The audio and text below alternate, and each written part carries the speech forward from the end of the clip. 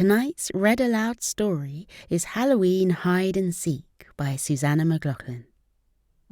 It's Halloween night in Sleepy Forest, and a huge contest is about to take place. The biggest clearing in the centre of the forest has been transformed for Spooky the Bushbaby's annual Halloween party. This year, Koko the Koala had an idea that would make this Spooky's best party yet. Halloween Hide and Seek. That's right. Koko scratched his little koala head and decided that wearing a costume was one thing, but why not take it to the next level and challenge his friends to disappear entirely? Until he found them, anyway. That's how Koko ended up standing on the makeshift stage, dressed as Luigi with a microphone in his hand and a huge, ginormous pumpkin full of sweets at his feet. A gaggle of animals beamed up at him, bouncing excitedly on their heels. 7 plucky individuals had signed up to take part. Kira, Koko's panda sister, Fritz the Frog, Munchie the raccoon, Potato and Beans the diner cats, Dinky the tiny giraffe, and Leo the lion. "Welcome to Halloween Hide and Seek," Koko said. "The rules are simple. I'm going to close my eyes and count to 10. That's when you run and hide. Then, one by one, I'll use my detective koalifications to find you." Kira giggled. She always laughed at Koko's jokes, even the rubbish ones. "The one who stays hidden for the longest will win a grand prize. This ginormous pumpkin stuffed full of Halloween candy." Koko lifted the lid of the pumpkin, and a couple of toffees slipped down its side. It was filled to the brim with sweets and chocolates from Papa Pralines, all wrapped in multicoloured paper. The group oohed and ahed at the prize. Munchie the raccoon was practically drooling. Koko asked if the group was ready, and they all cheered, clapped, and whooped. Then he put his velvety paws over his eyes and began to count. 1, 2, 3, 4, 5, 6, 7, 8, 9, 10. "Ready or not, here I come." Koko dropped his paws. Although the party was still going on, the space in front of Koko's stage was now empty. His friends had disappeared into thin air. Koko reached into his dungaree pocket and pulled out a flashlight. He clicked it on and swooped it across the clearing. Wherever could they be? Koko scratched his chin and wondered where he would hide.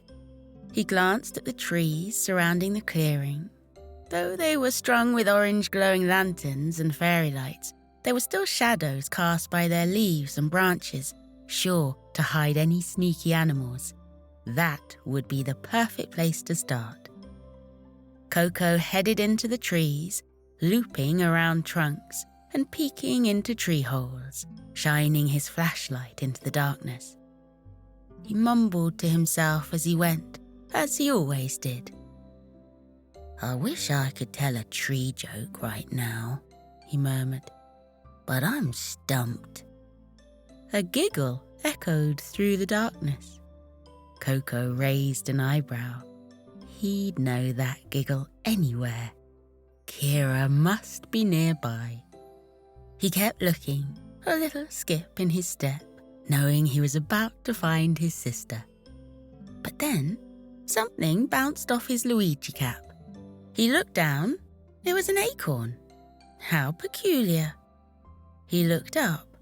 Sure enough, there were 2 shapes hanging in the tree overhead. Bats. Only, they were pretty big to be bats. And they had long tails. And hadn't there been 2 players dressed as bats tonight? "Potato and Beans, I've found you," Koko called up into the trees. The 2 cats' faces emerged from behind their makeshift wings.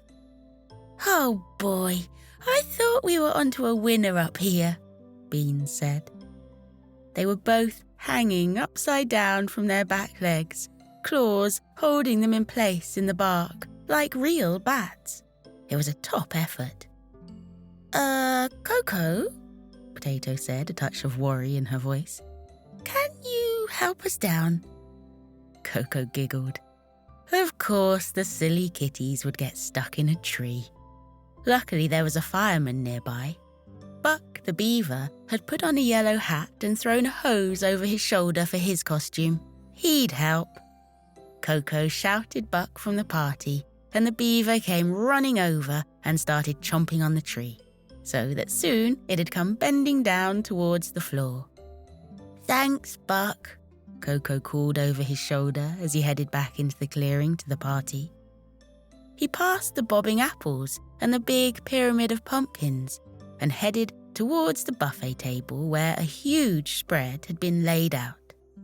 Koko licked his lips. Maybe he could have a little snack to help fuel his search. He walked down the table, checking out the sugar cookies and cupcakes, the fruit salads, and the wobbling jelly. It was actually a very wobbly jelly, suspiciously wobbly.